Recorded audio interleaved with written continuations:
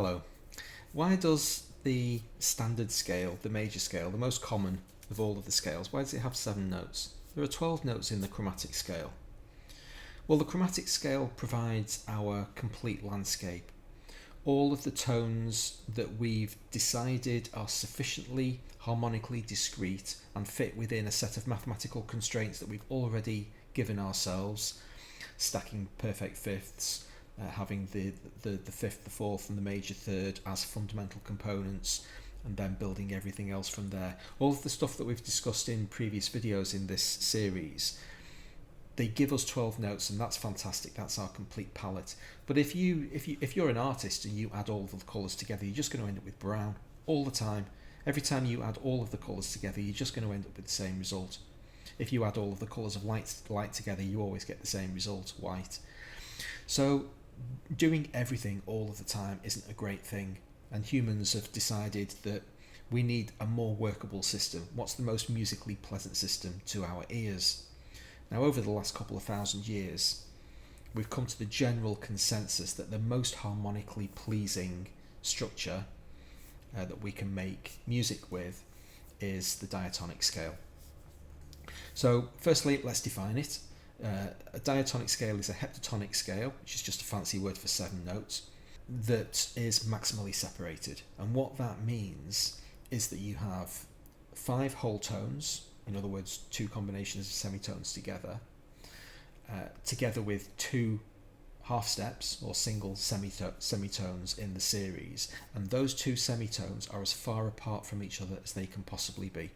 If you look at the white keys on the keyboard, then from C2, D, E, F, G, A, B are the 7 notes of the major scale, and we have whole tone, there's a semitone, so we've gone T, T, S, and then we've got 3 whole tones, T, T, T, and there's our next S. So we've got a step of 3 tones, semitone, 2 tones, semitone, 3 tones, semitone, 2 tones, semitone.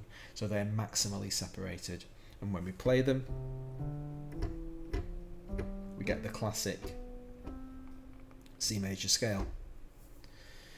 That's not the only scale that conforms to the requirements of the diatonic definition that we've just given. 7 notes, maximally separated. There are actually 7 different scales that we can play that conform to those rules, but for the purpose of today we're just going to stick with the major scale. The others introduce the concept of modes, and we'll talk about that in a later video, but today I just want to concentrate on the major scale and pluck out some value from it. How did we get to these 7 notes? What's interesting or unique about them?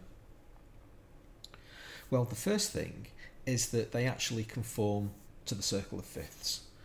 If we look at the circle of fifths and we cheat a little bit by starting at F, 1, 2, 3, 4, 5, 6, 7, they are the notes of the C major scale.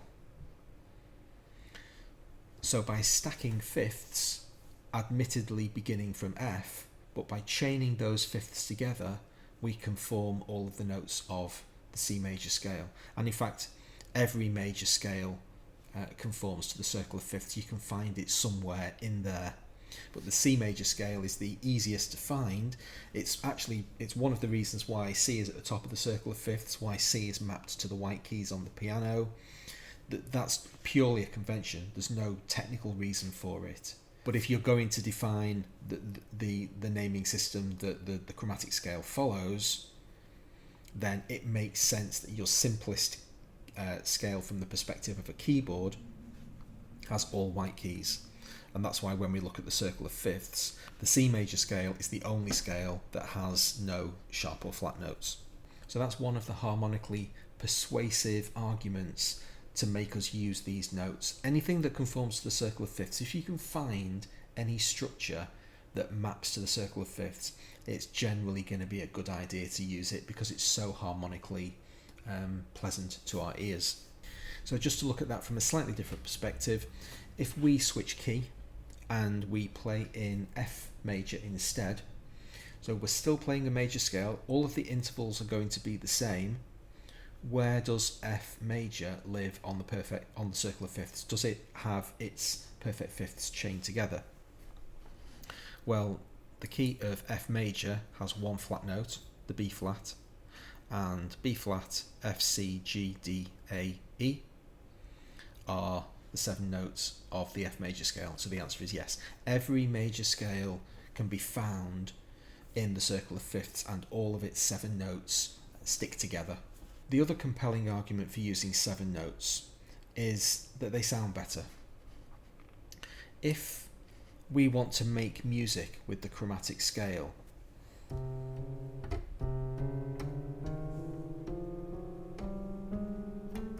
I've run out of fingers, but it doesn't sound pleasant. When we run up the scale, all of those notes clumped together with such small intervals between them doesn't sound nice to our ears.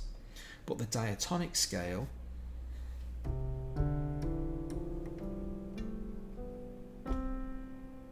just played, I'm holding all 7 notes down there together, and it just sounds nicer. We can improve on that even further by introducing the concept of triads. Now remember when we talked about important harmonic intervals, the fifth being the most important one? But from the concept of chords and harmony and melody, arguably the next most important note, and I say arguably because you could make an argument for it being the perfect fourth, but I think after the root and the perfect fifth, the next most important note in the scale is actually the major third, because that's what gives us the major chord, and it sounds gorgeous. It's difficult to make a really nice sounding chord with the root and the fourth and other stuff. It can be done, but you want to fall back to the major chord. Every time you introduce the fourth, it wants to go somewhere else, whereas that just sounds like you're already home. And so everything that we do when we're trying to come up with usable scales is based on, well, what do we like? What are the sounds that sound good to us? The concept of these 3 notes, this triad, has some really interesting mathematical properties to it. Each of the notes of the triad are separated by a third, but it could be a major third or it could be a minor third. And so let's just kind of focus on those definitions for a moment. A major third is any 4 semitone interval, and a minor third is any 3 semitone interval. So these names, they're all arbitrary. Don't worry too much about what the names are, but they all have they're based in common sense. These things aren't all accidents. The fifth and the fourth are called perfect because they're the most beautiful ratios. They're the most perfect ratios, and they invert to make each other. But the major third and the minor third here at intervals 3 and 4 are the basis of chord tones. And chord tones are used by instruments absolutely everywhere. The walking bass is fundamentally based on chord tones. What we're doing is we're stacking thirds. They could be major thirds or they could be minor thirds, but we're stacking thirds. When we play a major chord, we play the root, and then 4 semitones up, which is a major third, and then 3 semitones up, which is a minor third. What's the next chord you learn after the major? Well, it's the minor.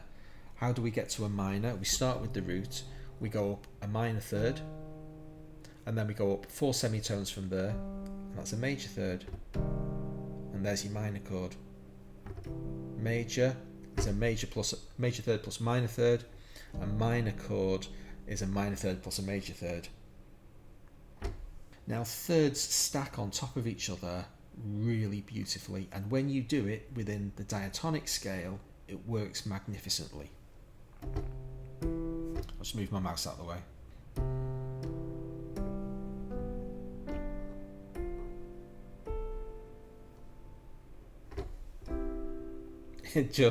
You just go, oh. Anything that makes you go, oh, is probably good. So what I've done there is I've gone root, major third, minor third, major third, minor third, minor third, major third, and I've run out of fingers because I've played it wrong, but there's a minor third up at the top as well. And you can stack those ad nauseum. Well, that's actually you wrap around yourself within 2 octaves,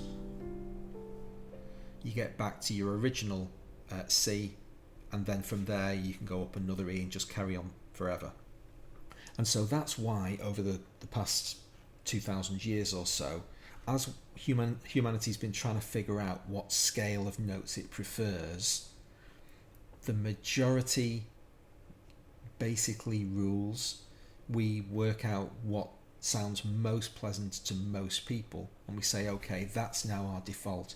It's not to say that you can't have other more exotic forms of music, and we'll deal with those in subsequent videos, but this is the core of everything. The diatonic scale, and particularly the major scale, which strictly speaking is the first mode of the diatonic scale, it's just the most harmonious.